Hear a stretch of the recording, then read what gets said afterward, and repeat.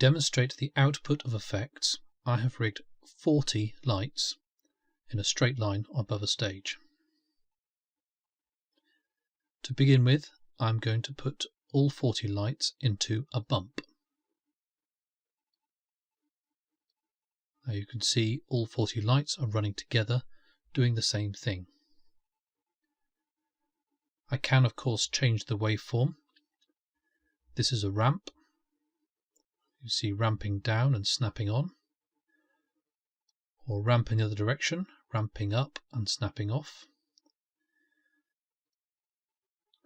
Or we can have effect that snaps on and off. There are many choices, and of course you can create your own. For this demonstration, I'm going to use the bump. We can increase the speed or decrease the speed.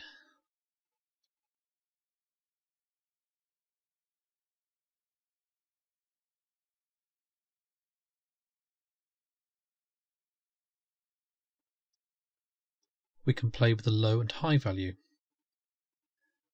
This is the low value coming up to 40%.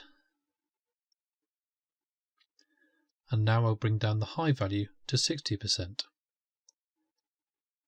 You can see they are now working between 40% and 60%. As mentioned earlier, you can go above or below the set range of the fixture.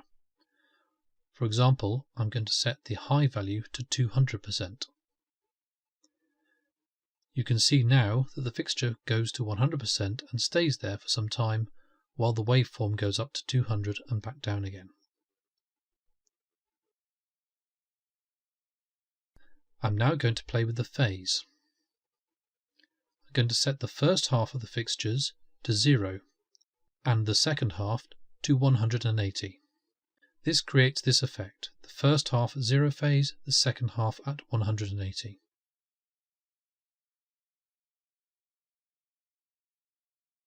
I'm now going to grab all the fixtures and set them to 0 through 360.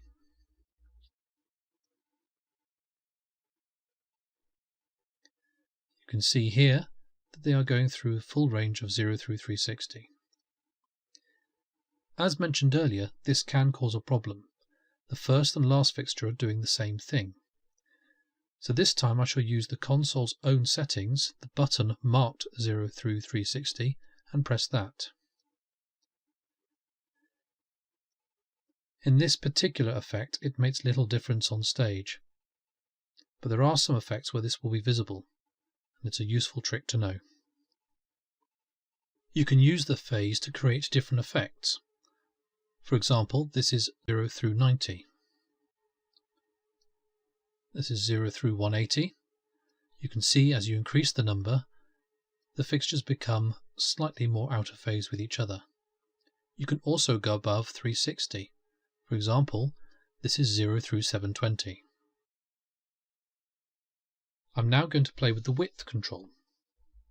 The width is currently 100%. This is 90%, 80%, 70%, 60%, 50%, 40, 30, 20, 10%. As you can see, you can dramatically alter the shape of your effect by playing with the width. I've reset the width back to 50 for the next demonstration. This is the PWM effect, pulse width modulation. This is the only effect that you can use attack and decay with. If I bring the attack in, you'll see the leading edge where the fixture turns on fading in. If I bring effect decay in, you'll see the falling edge where the fixture turns off fading out. You can use these controls to adjust the attack and decay of the pulse width modulation effect to create a very precisely timed effect if needed.